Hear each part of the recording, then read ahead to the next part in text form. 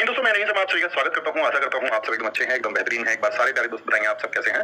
उम्मीद करेंगे बढ़िया होंगे, बेहतरीन होंगे, शानदार होंगे। और दोस्त, आज के हमारे सेशन का उद्देश्य यही था, जैसा कि मैंने आपको बताया कि आप स्टैटिक जीके को खत्म कर चुके हैं और जीएस का आपका जो सिलेबस है वो ऑनगोइंग है, जिसको आने वाले समय में आप पूरा कर लेंगे।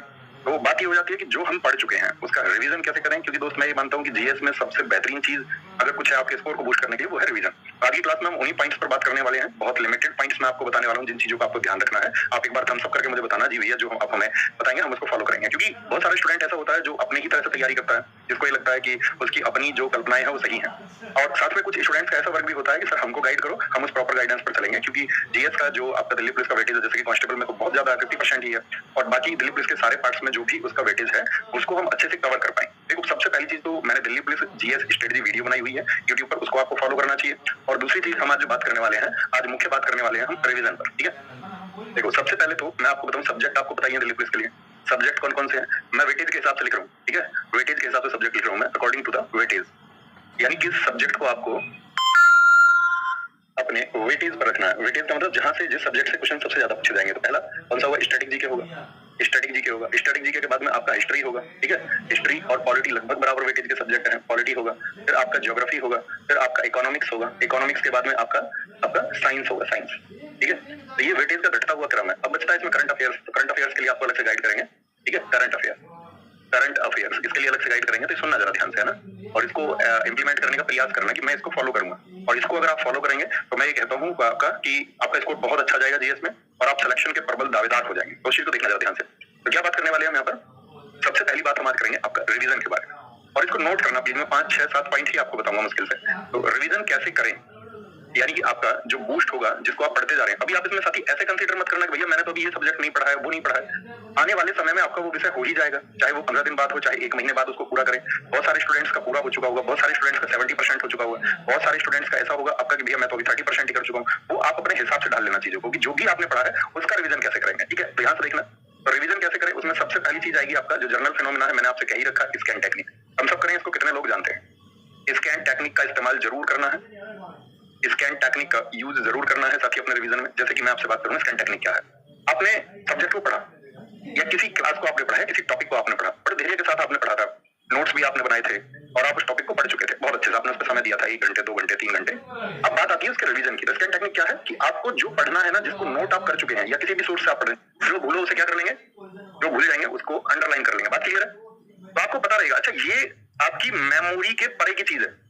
यानी कि जो मेमोरी के परे होती है, जिसको मेमोरी भूल जाती है, उसको बोलते हैं शॉर्ट टर्म मेमोरी। और जिसको आप आंख बंद करके याद कर पाए थे, वो आपकी लॉन्ग टर्म मेमोरी में सेट हो चुका था। शायद उसको आपको रिवाइज करने की बहुत कम जरूरत पड़ेगी। क्योंकि जब तक दोस्त ये आइडेंटिफाई आप नहीं कर लोगे कि ये मैं भूलता हूँ, ये मुझे याद नहीं आता, उसको अंडरलाइन कर लोगे तो आपको उस पर विशेष ध्यान रहेगा। बात आई, अब आपने उसको अंडरलाइन किया, जैसे कोई टॉपिक अभी बताएंगे कितना समय देना है। अब आंखें बंद करिए, मेमोराइज करिए, आपकी जो एफिशिएंसी वो बढ़ जाए। और आप इसको इस्तेमाल करना, आप देखोगे वाकई कमाल का है। इस कमाल की कोई चीज हो नहीं सकती आपका रिवीजन के टाइम पे। बात क्लियर है? तो रिवीजन कैसा करेंगे? फास्ट करेंगे, फास्ट रिवीजन। और जब आप फास्ट रिवीजन करेंगे तो अपने पास में रखेंगे रफ सीट। कैसी सीट रखेंगे? Rough seat. ये रफ सीट का क्या यूज है? आपने स्कैन टेक्निक से कुछ याद किया, माइंड में इमेज भी बना ली। अब जो इमेज बनी थी उसको शॉर्ट में लिखना, खुद से क्वेश्चन करना है। जैसे मान के चलो आप पढ़ रहे थे कोई म्यूजिकल इंस्ट्रूमेंट टॉपिक आप पढ़ रहे थे, या आपने हिस्ट्री का कोई टॉपिक पढ़ा था 1857, या पॉलिटी का आपने पढ़ा था फंडामेंटल राइट। अब खुद से क्वेश्चन करना कि भाई आर्टिकल 14 में क्या है। या आप बोलोगे तबला से संबंधित कौन कौन लोग मुझे याद है, या आप बोलोगे 1857 क्रांति के फैक्ट कौन कौन से मुझे याद है। इस तरह से जब आप चीजों को अपनी रफ सीट पे जिस टॉपिक को आपने पढ़ा है उसको लिखोगे, तो उससे क्या होगा दोस्त, फिजिकल मेमोरी आपकी काम करने लग जाएगी। यानी आपका हाथ चल रहा है उस समय पे। और यदि याद करते समय आपका हाथ चल रहा है, इसका मतलब आप जागृत अवस्था में हो। क्योंकि रिवीजन के समय पे आप कभी भी नोटिस करना, जब आप अपना रिवीजन करते हो तो नींद बहुत आ जाती है। होता है ऐसा किस किसके साथ में? हम सब करें, हम सब करके बताएं ऐसा किस किसके साथ में होता है कि रिवीजन करते समय नींद बहुत आ जाती है। ये बहुत आपका फैक्ट है, काम करता है। तो आप जब फिजिकल मेमोरी अपनी लिखाएंगे, हाथ से लिखें, अच्छा ये तो अभी मैंने याद किया था, मेमोराइज किया था, और शॉर्ट में लिखना एकदम छोटा, किसी को समझाना नहीं है आपको ना, उसको बहुत सुंदर लिखना, बहुत छोटे से में, जैसे बोलते हैं ना हिंदी में, उसको गुचड़ मुचड़ लिख देना है। बस आपको याद होना चाहिए, आपके माइंड में वो फैक्ट आ रहे हैं। बात क्लियर है? यहाँ तक की बात क्लियर है, ठीक है। तो रफ सीट का यूज करें, और याद रख लेना हर एक टॉपिक आपका 4 से 5 बार रिवाइज हो जाना चाहिए। आप कहेंगे भैया इतना समय कहां से आएगा मेरे पास में? इतना समय, देखो समय कभी नहीं लगता। आप चाहें तो आप ये कहना चाह रहे मेरे पास समय नहीं, मैं रिवीजन नहीं कर पाऊंगा, तो इसका मतलब है कि आप फिर बेहतर परफॉर्मेंस भी नहीं कर पाओगे। तो 4-5 बार रिवीजन कैसे करें? अब आप अपने किसी टॉपिक पे आगे बढ़ रहे हैं, मान के चलो आप पॉलिटी आधा तक पढ़ चुके हैं, या आप ज्योग्राफी को आधा पढ़ चुके हैं, या स्टैटिक जीके आप आधा पढ़ चुके हैं, पूरा पढ़ चुके हैं, उस बात का कोई मतलब ही नहीं। आप कुछ तो पढ़ चुके होंगे ना। तो उस टॉपिक को आपने उठाया कि भाई मुझे जो है ये टॉपिक उठाना। अब टॉपिक कैसे उठाएंगे? तो जो रिवीजन होना चाहिए डेली 4 से 5 बार तो रिवीजन होना चाहिए एग्जाम टाइम तक। ये मैं नहीं कह रहा हूं एक ही दिन में, एग्जाम टाइम तक इस बात का ध्यान रखना कि हर एक टॉपिक आपका 4-5 बार रिवाइज हो जाए। अब मैंने कहा 4-5 बार रिवाइज करेंगे, तो यहाँ पे सबसे इंपॉर्टेंट बात क्या है? सबसे इंपॉर्टेंट बात क्या है कि आपको डेली 4 टॉपिक उठाने हैं, 4 से 5 टॉपिक उठा सकते हो आप रिवीजन के लिए, 4-5 टॉपिक रिवीजन के लिए। अगर आपने दोस्त इसको फॉलो कर लिया ना, मैं कहता हूँ तुम कमाल करोगे। और जिस दिन सिलेक्शन हो उस दिन बोलना इस बात को कि मैंने इस तरह से रिवीजन किया, जैसे आपने मुझे बताया था। जैसे डेली 4 से 5 टॉपिक आपने लिए और उनको नोट करना, मतलब अपना टास्क बनाना है आपको, ठीक है। ये आपका डेली टास्क होना चाहिए। डेली टास्क आप सुबह उठेंगे और अपने 2 मिनट इस बात को देंगे कि क्रम से भाई आज पॉलिटी का सबसे पहला चैप्टर मेरा प्रस्तावना है, प्रीएम्बल, वो मुझे आज रिवाइज करना है। अच्छा मेरा हिस्ट्री का पहला जो है ये टॉपिक है, ये मुझे रिवाइज करना है। अच्छा मेरा ज्योग्राफी का पहला टॉपिक, आपके नोट्स होंगे तो आप उसमें लिख लेना मुझे रिवाइज करना है। अगर तुमने उस टॉपिक को ध्यान से पढ़ा था ना दोस्तों, तो मैं ये कहता हूँ कि हर एक टॉपिक को आप 10 से 15 मिनट देना, बस करके देखना। 10 से 15 मिनट देना और आप देखोगे 10 मिनट में आपका रिवीजन हो गया। 10 मिनट में क्या हो जाएगा, 10 मिनट में अगर आपने उसको पढ़ा था, नोट्स बनाया था, आप उसको देख के रिवाइज कर लोगे। अब हाथ में पेन रखना ही है, स्कैन टेक्निक रखोगे, एक बार मेमोराइज करा क्या क्या पढ़ा था, शॉर्ट नोट्स अपने कागज पे बना, तो 15 से 20 मिनट में तुम्हारा टॉपिक तैयार हो जाएगा। यानी कि 1 से 1.5 घंटे में आपके 4-5 टॉपिक रिवाइज होंगे रोज। इससे ज्यादा समय नहीं देना, क्योंकि आप चीजों को पढ़ भी रहोगे, सीख भी रहोगे। तो ये मान लो जनरली 1 से 1.5 घंटा आपका किसका होना चाहिए, रिवीजन का। तो भैया जीएस की बात कर रहे हैं हम, जीएस की, तो रिवीजन होना चाहिए 1 से 1.5 घंटे डेली करेंगे। क्योंकि अगर आप बहुत सारा पढ़ते रहोगे, हमेशा माइंड क्या बोलता है, नया आया, इसको पढ़ लो, और हम उन चीजों को बार बार रिवाइज नहीं करते हैं तो हमको करनी चाहिए। और एक समय पर वो मेमोरी क्या हो जाती है, हमारी धूमिल हो जाती है, और फिर आपने उसको एक समय पर समय भी दिया था और फिर उसका फायदा भी नहीं रहा। तो इसको क्या बोलते हैं, स्टूडेंट इसी कारण से कई बार चीजों को पढ़ने के बाद भी सफल नहीं हो पाता। तो बोलेंगे हाँ जी भैया 1 से 1.5 घंटे हम डेली रिवीजन को रखेंगे। उस डेली के रिवीजन में हमारे 4 से 5 टॉपिक होंगे। कभी कभी वो टॉपिक छोटा भी होगा, हो सकता है 5 मिनट में आप उसको रिवाइज कर लो। कई बार वो टॉपिक थोड़ा बड़ा भी होगा, जिसमें शायद आपको 20 से 25 मिनट भी लग जाए। बात क्लियर है यहाँ तक कि भैया इसको हम अप्लाई करेंगे, जरूर अप्लाई करेंगे। छठी सबसे इंपॉर्टेंट बात है, प्राइम टाइम में रिवीजन मत करना कभी। प्राइम टाइम में रिवीजन नहीं। अभी प्राइम टाइम क्या होता है, देखो ये आप सबके लिए डिफरेंट होगा। जैसे मैं आपसे ये नहीं कह सकता सुबह पढ़ना अच्छा होता है, रात को पढ़ना अच्छा होता है, ये बेबुनियादी बातें हैं। ये आपका डिपेंड करता है स्टूडेंट का, उसका माइंडसेट क्या है। भाई बहुत सारे ऐसे होंगे वर्किंग होंगे, बहुत सारे ऐसे होंगे कुछ आपका एकदम से प्रॉपर स्टूडेंट ही होंगे, तो सबके लिए अलग अलग रहेगा। किसी को सुबह अच्छा पढ़ा जाता होगा, कोई सुबह उठ के पढ़ता होगा, कोई ऐसा होगा कि सुबह 5 बजे नहीं उठता होगा, वो उठता ही 8 बजे होगा। तो क्या उसका सिलेक्शन नहीं होगा? हो सकता है, बिल्कुल। ऐसा कुछ नहीं है कि आप सुबह से पहले ही जाओगे तो सिलेक्शन होगा। बहुत सारे लोग रातों में पढ़ते हैं, सिलेक्ट होते हैं। तो आपका एक प्राइम टाइम होगा, जिस टाइम पे आप नोटिस करना। प्राइम टाइम आपको अपना कैसे नोटिस करोगे, तो आप अपना प्राइम टाइम नोटिस ऐसे कर सकते हो कि भाई मेरी सबसे अच्छी पढ़ाई किस समय पे सबसे ज्यादा रेगुलर में रहता हूँ। तो आप कहेंगे यार मैं डेली रात को 8 से 10 पढ़ता ही हूँ, या यार मैं लाइब्रेरी में जब जाता हूँ तो दोपहर के टाइम 12 से 2 या 12 से 4 में पढ़ता ही हूँ, या सुबह 10 से 12 में रेगुलर पढ़ता हूँ। तो वो आपका प्राइम टाइम है, जिसमें आप पिछले कई महीनों से अपने माइंड को ये मैसेज दे चुके हो कि ये मेरा पढ़ने का टाइम है। तो प्राइम टाइम में कभी भी रिवीजन मत कर लेना। क्यों जी? उस समय पे, क्योंकि प्राइम टाइम में आपको नई चीजें सीखनी चाहिए, क्योंकि आपका माइंड बहुत एक्टिव है, उस चीज को तो आप ऑलरेडी पढ़ चुके हो ना। तो प्राइम टाइम में हमेशा, जैसे आपका मैथ्स कमजोर है, कोई टॉपिक आपको पढ़ना है, वो टॉपिक नहीं आता, तो प्राइम टाइम में उसको पढ़ो। मान के चलो आपका कोई सब्जेक्ट पे कोई टॉपिक अभी क्लियर ही नहीं है, आपने पढ़ाई नहीं है, प्राइम टाइम में उसे पढ़ो। रीजनिंग का कोई टॉपिक है, प्राइम टाइम में आप उसको निकालो। कंप्यूटर है, आप मान के चलो आपके किसी चैप्टर पे कमांड नहीं बैठे, आप उसको प्राइम टाइम में पढ़ो। एक चीज लिख लो अपने कॉपी पे कि जिसको आप नहीं जानते हैं उसको आपको अपने रेगुलर टाइम यानी प्राइम टाइम पे पढ़ना है। प्राइम टाइम क्लियर है? क्योंकि अगर प्राइम टाइम पे आप रिवीजन कर लोगे ना, तो आपको इतनी बोरियत आ जाएगी, फिर आपको लगेगा यार ठीक है कल करता हूँ। ये इसी वजह से आता है। और अगर आप प्राइम टाइम पे नई चीज सीखोगे तो उसमें इंटरेस्ट बनेगा आपका, आपके माइंड में चीजें ज्यादा एब्जॉर्ब होंगी। और इसको रखो अपने किस टाइम पे, इसलिए मैंने बताया किसका यूज करना है यहाँ पे, स्कैन टेक्निक का यूज, रफ सीट। क्योंकि अगर आपका प्राइम टाइम नहीं भी है और आप उस टाइम पे अपना रिवीजन कर रहे हो, और रिवीजन मान के चलो रात को कर रहे हो या सुबह के टाइम कर रहे हो, जिस टाइम आपको बात आती है, इसीलिए मैंने कहा रफ सीट रखना अपने पास में, ताकि आपकी बॉडी एक्टिव हो पाए। आप अपनी फिजिकल मेमोरी कभी भी देख लेना, एक टीचर को चीजें क्यों ज्यादा याद हो जाती है, टीचर पढ़ाना शुरू करता है तब उसको उतने फैक्ट याद होते हैं जितने आपको याद होते हैं। हम तुम सब बराबर हैं, लेकिन टीचर जब उसको बार बार लिखता है, बार बार लिखता है और बार बार बोलता है, तो वो मेमोरी परमानेंट मेमोरी बन जाती है। बात क्लियर है?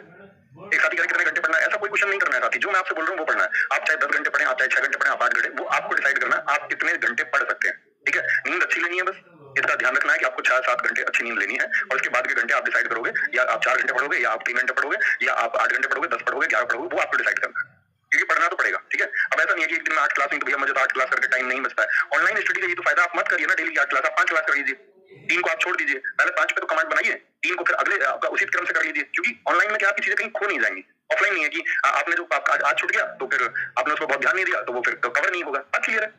ऑनलाइन का ये फायदा। तो प्राइम टाइम में क्या बोलेंगे, आपका रिवीजन नहीं होना चाहिए। बात समझ में आई? रिवीजन कब करेंगे, आपका किसी और टाइम में, यानी जिस टाइम पे आपका मन लगता है पढ़ने में, उस पर रिवीजन मत करना। 4 से 5 टॉपिक डेली लेने हैं, 4-5 बार एग्जाम तक आपका टॉपिक रिवाइज होना चाहिए। लिस्ट बना लेना, जैसे आप लिखोगे, आपने स्टैटिक जीके के सारे टॉपिक्स की लिस्ट बना ली है ना, एक लिस्ट बना ली। अब लिस्ट जब आपने बना ली तो आप उसमें टॉपिक लिखोगे ना, जैसे डांस, फोक डांस हो गया, या आप लिखोगे दूसरा टॉपिक क्लासिकल डांस यानी कि आपका शास्त्रीय नृत्य। अब आपने देखा, आप इसको जब एक बार रिवाइज कर चुके हो तो इसके आगे एक बना दो, एक लिस्ट बना लो। जब इसको आप लगेगा जिसको दूसरी बार रिवाइज कर चुके तो सारे 2 बना दो, तो आपको लगेगा मैं इसको 2 बार रिवाइज कर चुका हूँ। इसमें अंडरलाइन चीजें कौन सी थी, तो जो मैं आपसे कह रहा हूँ ना, इसमें सबसे इंपॉर्टेंट बात सुनना, लास्ट वाली 7वां पॉइंट इसमें सुनना दोस्त। 7वां पॉइंट इसमें क्या है, 7वां पॉइंट है इसमें, हमेशा पेज 1 से शुरू करें, हमेशा पेज 1 से। पेज 1 से क्या मतलब है, आपने एक टॉपिक पढ़ लिया, जैसे पहला टॉपिक आपने ही पढ़ रखा था, अब आप इसको उस टाइम पे पढ़ भी चुके थे, आप रिवाइज भी कर चुके हो उसको 15-20 मिनट में, स्कैन टेक्निक भी आप उस पे लगा चुके, अंडरलाइन भी आपने कर लिया, टॉपिक अच्छा हो गया। तो आप जब कभी देखोगे ना, जो चीज आपने 15 मिनट में रिवाइज की थी, आप पहले पेज से शुरू करोगे, मैं कहता हूं आपको 2 से 3 मिनट लगेंगे, बस आपको देखना मात्र रहेगा, इतनी प्रैक्टिस आपकी हो जाएगी। ऐसा नहीं है कि इसको तो मैं कर चुका हूं, अभी बाद में करें। तो हमेशा शुरुआत से, अच्छा ठीक है, तो 2 मिनट इसको भी देख लेता हूं, तभी अगले टॉपिक पे पहुंचे। याद रखें, शॉर्ट नोट जरूर बनाना है, रफ शीट पे उसको लिखना है। बात क्लियर है? बात क्लियर है दोस्त? बताएंगे एक बार, ये मुझे आपको समझाना था। अब अगली बात क्या बची, तो यहाँ आपका टॉपिक लिख लेंगे सबके। हिस्ट्री में कौन कौन से टॉपिक्स हैं, हमने पढ़ाई हिस्ट्री, पॉलिटी में सर ने क्या क्या पढ़ाया, ज्योग्राफी में क्या पढ़ाया गया, इकोनॉमिक्स में क्या पढ़ाया गया, साइंस में क्या पढ़ाया गया। देखिए टॉपिक आज मुझे रिवाइज करना है। बात क्लियर? स्टडी वीडियो में आपके लिए अलग से भी बना चुका था यूट्यूब पर। बात करते हैं करंट अफेयर्स की। करंट अफेयर्स मैं आपसे ये कहूंगा दोस्त, करंट अफेयर्स आपकी तैयार होनी चाहिए 6 to 8 मंथ्स की। कितने की? 6 to 2 लिखें एक बार, कितना? 6 से 8 महीने की तैयार होनी चाहिए। अब 6 से 8 महीने में कभी कभी आप देखोगे एसएससी क्या करता है, 2022 का क्वेश्चन पूछ लेगा कोई, 2022 का क्वेश्चन पूछ लेगा। तो वो सब क्वेश्चन दोस्त छोड़ने वाले क्वेश्चन होते हैं। बहुत हिट है तो आप कर दोगे, और नहीं बहुत हिट है तो छोड़ने लायक, वो सबके लिए होगा, उस पर रोना नहीं है। आपको ये देखना कि करने लायक जो है वो बन पा रहा है या नहीं। जो ना बनने लायक है वो किसी के लिए नहीं, वो कंपटीशन का हिस्सा ही नहीं होता। वो आपके सिलेक्शन को वो क्वेश्चन कभी नहीं रोकता, वो सबके लिए समान है। आपके सिलेक्शन को रोकेगा कि जो करने लायक था वो आपने नहीं किया, तो वो है 6 to 8 मंथ्स का। मैं आपसे कहूंगा करंट अफेयर्स आप कैसे कर ले, मंथली कर ले, मंथली करंट अफेयर्स, ठीक है। कि भाई हमको जब एग्जाम होगा उस महीने के हिसाब से आप देख लो पिछले 6-8 महीने कौन से हैं। अच्छा मेरा अभी तो मुझे मार्च का भी मंथली करना था, तो 2-3 जगह से कर लिया मंथली, ठीक है। और अगर आपको ये कि मैं डेली करंट अफेयर्स लगाता हूं तो उसको स्पीड मोड पे लगाया करो हमेशा, मेरा कहना ये है, ओके। तो मंथली करंट अफेयर्स ये आपके लिए बहुत जरूरी है, इसको कर लेना। और आपको उन चीजों को आप बार बार रिवाइज कर लेना, 2-3 सोर्स से कर लेना उसको, और इतना ही उस पर ध्यान लगाना, इससे ज्यादा नहीं, क्योंकि अनप्रेडिक्टेड अगर कुछ रहेगा तो सबसे ज्यादा करंट अफेयर्स ही रहता है। बात क्लियर? तो ये सब पे लागू होगा, हर एक पे, चाहे एलसीएम के लिए चाहे एडब्ल्यूओ के लिए हो, क्योंकि सिलेबस तो आपका सेम ही है ना दोस्त, टॉपिक्स तो आपको वो सबको पढ़ने हैं, ओके। बात क्लियर है? बात क्लियर है दोस्त? और कोई बात आपकी तो नहीं है? बताएंगे सर मेरा 70% है, कुछ क्वेश्चन दिखा दो भैया मुझे दोस्त, बुनियादी क्वेश्चन करना थोड़े। भैया आपके बताए गए तरीके से ही मेरे भैया का सिलेक्शन हो गया, पहले आवारा था और तुम भी अभी आवारा हो। हर एक व्यक्ति अपने सिलेक्शन से पहले आवारा ही कहलाता है, ऐसे कहना आसान होता है। हर किसी की स्ट्रगल होती है दोस्त सिलेक्शन की। सर करंट अफेयर्स के नोट्स बनाए या नहीं बनाए? बनानी चाहिए दोस्त, अगर आप उसको ज्वाइन करते हैं, क्योंकि करंट अफेयर्स में क्या है कि जैसे आपके सामने कुछ आया तो आप देखोगे करंट अफेयर्स की क्लास यदि आप कर रहे हैं, आप उसमें देखोगे ना एडिशनल फैक्ट कुछ है, इसका स्टैटिक जीके का फैक्ट क्या बन सकता है, तो आप सोचोगे अच्छा कहीं पर डीआरडीओ का नया क्वेश्चन आ गया, तो आप सोचोगे ना डीआरडीओ की स्थापना 1957 में हुई, नई दिल्ली में इसका हेडक्वार्टर है और डीआरडीओ हमारे डिफेंस के लिए काम करता है, HAL का क्वेश्चन है, इसरो का क्वेश्चन आ गया, तो आप उसके बारे में स्टैटिक फैक्ट थोड़े से अपने मेमोराइज करते चले, ओके भैया। प्रैक्टिस सेट, हाँ जी प्रैक्टिस सेट का मैं आपको बता चुका हूँ, ये बात क्लियर है यहाँ तक कि थम्स अप कर दीजिए। नायक 2.0 जितने भी दोस्त ये कहें कि भैया मेरी तो बहुत कमजोर है जीएस, मुझे तो कुछ लिमिटेड सोर्स बता दो, मैं तो रट्टा मारने वाला स्टूडेंट हूँ, रट्टा मार लूंगा, बहुत कमजोर है, कुछ ऐसा सोर्स बता दो जो स्कोर को एकदम जबरदस्त बूस्ट कर दे। तो मई के फर्स्ट वीक में, मई के जो फर्स्ट वीक होगा, फर्स्ट वीक में जो भी पहला मंडे होगा, जो भी पहला मंडे होगा, मैं इसके लिए वीडियो भी बनाऊंगा बाकायदा, हम इसमें किस तरह से टॉपिक्स करने वाले हैं, ठीक है। और इसमें क्या सबसे इंपॉर्टेंट बात ये हो जाएगी, जैसे मैंने आपसे कहा टॉपिक सर्च करना, तो हो सकता है मैं इसमें कुछ ऐसा मेथड लगा दूं कि मैं आपको टॉपिक बता दूं पहले, इन टॉपिक से क्वेश्चन आज हम करेंगे, ताकि आप थ्योरी सेक्शन को भी रिपीट कर लो और आपका और एनहेंस हो जाए, कुछ एडिशनल करने को उसमें है तो कर लो आप।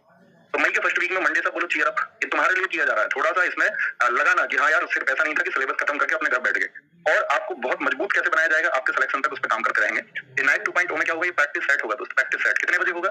जितने बजे हमारा जो फेमस जीएस का सेट रहा है, जिसकी अपनी प्रसिद्धि है, किसी भी एग्जाम का स्टूडेंट ऐसा नहीं है जो इस सेट को ना करता हो, तो ये होगा 3 बजे। कितने बजे होगा? 3 बजे होगा, यूट्यूब पर होगा, और यूट्यूब पर ये आपके स्कोर को बहुत बढ़ाने का काम करेगा। 3 बजे यूट्यूब पर होगा और चैनल पर होगा RWA SSC चैनल पर, और इसमें हम ध्यान रखेंगे सारे SSC के एग्जाम्स। भाई ऐसा तो नहीं है ना आपको सिर्फ दिल्ली पुलिस देना है, आपको हो सकता है MTS भी देना है, कल आपको CHSL भी देना है, CPO भी देना है, आपको CGL भी देना है, ठीक है। आपको हो सकता है स्टेनो देना हो, या आपको यूपी पुलिस का एग्जाम भी आपका हो, ठीक है। आपका रेलवे का एग्जाम भी हो सकता है। स्टूडेंट ऐसा तो है नहीं, बहुत कम स्टूडेंट होते हैं कोर सिर्फ एक एग्जाम उनको देना होता है। तो बाकी सबका इनका सिलेबस सेम है, जितने भी एग्जाम्स के मैंने नाम लिए, तो आप उसकी चिंता मत करना कि भैया मैं इस एग्जाम की तैयारी करूं या मैं उसकी करूं, सबका सेम है। बोलो सेम लिखो कमेंट में, बात समझ में आ गई? आपके जो भी एग्जाम होंगे दिल्ली पुलिस के अलावा आप एसएससी का जो भी एग्जाम दोगे, चाहे रेलवे दे चाहे आप यूपी पुलिस का एग्जाम दे स्टेट का, इन सब के लिए ये कारगर रहेगा। नायक 2.0 RWA SSC चैनल पे जाना जिस दिन ये शुरू हो, और बस एक बार सेम के बाद में लिख देना भैया प्रॉमिस है इस सेट का एक एक शब्द हमें ध्यान रहेगा। एग्जाम में जब हम एंटर करेंगे तो इस नायक 2.0 सेट का, इसके लगभग 30 से 35 सेट होंगे, 40 भी हो सकते हैं, देखेंगे वो डिपेंड करेगा सिलेबस हमारा कवर होता है। 30 to 40 सेट्स होंगे। बाकी आप कहना कि भैया प्रॉमिस है इस सेट का एक एक जो फैक्ट है वो हमारे फिंगर्स पर होगा, लेकिन अगर हमारी फिंगर्स पर वो सारा डेटा हुआ, एग्जाम में हमको फायदा ही होना चाहिए और जबरदस्त फायदा होना चाहिए। ये प्रॉमिस भैया आपकी तरफ से हमको चाहिए। तो मेरा दोस्त आपसे प्रॉमिस है कि अगर आप इसको बहुत अच्छे से, आपने अपने थ्योरी को बेसिक भी पढ़ा है ना, अगर आपने अपनी थ्योरी को बेसिक तरीके से भी पढ़ रखा है, कुछ भूल भी गए हो, और साथ में बेसिक के साथ में नाइक 2.0 प्रैक्टिस सेट आपका तैयार है, मैं कहता हूं आप एग्जाम में कमाल करके आओगे। और आपके सिर्फ और सिर्फ टंग पर एक ही नाम होगा, नायक 2.0 सेट। आप कहेंगे भैया किसी भी जीएस के एग्जाम के लिए उसको कर लो, वो अपने आप में अपरंपार है। ये मेरा आपसे प्रॉमिस है, आपके भाई का प्रॉमिस है, और जो मैं प्रॉमिस करता हूं तो वो सर्टिफिकेट होकर रहता है। ये आपको समय के साथ में पता चलेगा, क्योंकि मैं जबरन प्रॉमिस नहीं करता किसी चीज का, और अगर मैं बोल दूंगा तो वो होगा, तो देख लेना इस बात को, और ये हम करके रहेंगे। इस सब में जरूरत होगी आपकी मेहनत की। तो जो मैंने आपको बताया है दोस्त यहाँ पर, अभी मैंने आपको बताया कि भैया रिवीजन कैसे करेंगे, 1 से 1.5 घंटा। आप कहेंगे भैया 10-20 मिनट ज्यादा लगे, चिंता की बात नहीं है, क्योंकि जब अब आप मान के चलो कॉन्स्टेबल की बात करें तो हम 50% जीएस है। अब 50% जीएस है तो मान के चलो आइडियल टाइम मान ले आप 7 से 8 घंटे पढ़ते हो। बहुत सारे स्टूडेंट 10 भी पढ़ते होंगे, बहुत सारे 11 भी पढ़ते होंगे, बहुत सारे 12 भी पढ़ लेते हो। अब इसका 50% तो 3 से 4 घंटे तो पढ़ोगे ना जीएस को। रीजनिंग तो एक बार कर लोगे तो मॉक लगा लोगे, उसमें तो अपने आप स्कोर होता रहता है। मॉक लगाना, हर एक चीज का मॉक लगाना, कभी भी एग्जाम का मॉक लगाना नहीं छोड़ना। वीकली मॉक जो होता है वो हमेशा लगाना। बात क्लियर है सर? वीडियो दोबारा देखूं क्या रिवीजन के लिए? नहीं दोस्त, मैंने बताया ना, नोट्स एक बार में जो बना चुके हो उसको रिवाइज करना, बार बार वीडियो नहीं देखनी, बार बार वीडियो नहीं देखनी है। बात क्लियर है? तो ये आपके जहन में होना चाहिए, इसको आप पूरी तरह से पालन करोगे, ऐसे समझिए